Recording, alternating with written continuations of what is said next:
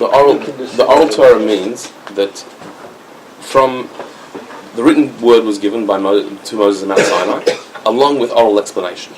So, the example of the mezuzah, God told Moses, what I mean by that is this. And Moses, therefore, when he taught the Torah, the written Torah, he explained it as was given to him by God. They were also given principles of how to extrapolate laws to further examples.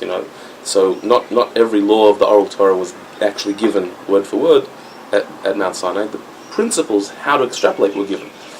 But that was only written down in the 2nd century because of the Roman persecutions, that the Jewish people were suffering and were not able to sit and memorize all this information so easily because they were being persecuted and under subjugation of the Romans. So it was seen like an emergency situation. If we don't write it down, it's going to be lost, and we're not going to have it anymore.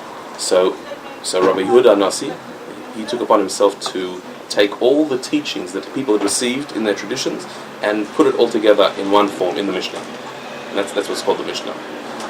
But that was written so cryptic, so in such concise words that it needed explanation. And the Gemara was the discussion of the rabbis of the next generation, explaining and extrapolating from the Mishnah what it meant and adding their own. Is this why the Tzaddukim didn't want to follow the oral Torah? Because they thought maybe there's a bit lost in translation if people were passing up from word to word? Well, they were saying, the Sadducees, the Tzaddukim were saying that why do you need it? We've got the word of God, so why add anything? And anything you add to it is human, is not divine. So they rejected the whole concept of. There's somewhat logic in that, because they could have been worried that it wasn't passed down. But we take so much emphasis on the Torah being perfect. If one letter is wrong in the Torah, it's possible. Right. So, how easy would it be for there to have been a Chinese whisper? Someone got something wrong when they passed it from person to person. That would be if there'd be only one person. If there's only one line, you're talking about an entire nation, passing it down. Yeah. The reason why there's debate and argument in the Gemara is because certain things are left to interpretation.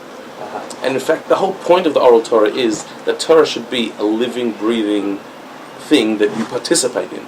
If it all just be written and given to you, so then you're completely passive. That's all it is. Whereas the fact that there's written and then there's the oral, and that can expand, it gets bigger and is debated upon. That means you participate in the process. There's a human participation there, which is exactly what God wanted. Just going back on that, because we need the Gemara and then obviously Shulchan Aruch and everything to get halacha. So then, how were they actually able to follow halacha before it being complete in that sense? Okay, so for us, halacha means we look it up in a book. What are the laws? For them, you had to speak to a person. You couldn't look it up in a book. The idea of the oral tradition was that you had to have a rabbi, a teacher. Often it was in the family also, like the father in the family, the grandfather, they would be a scholar, but you had to speak to a person.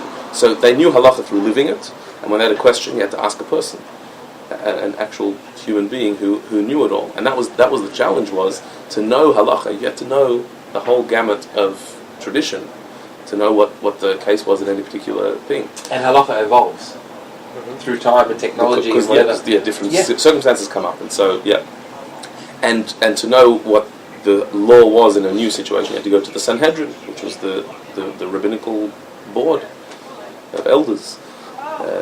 So it was all centralized. There was only one halachic authority in the end. It wasn't you go to your rabbi and you go to that. It was one central body that decided on halakha.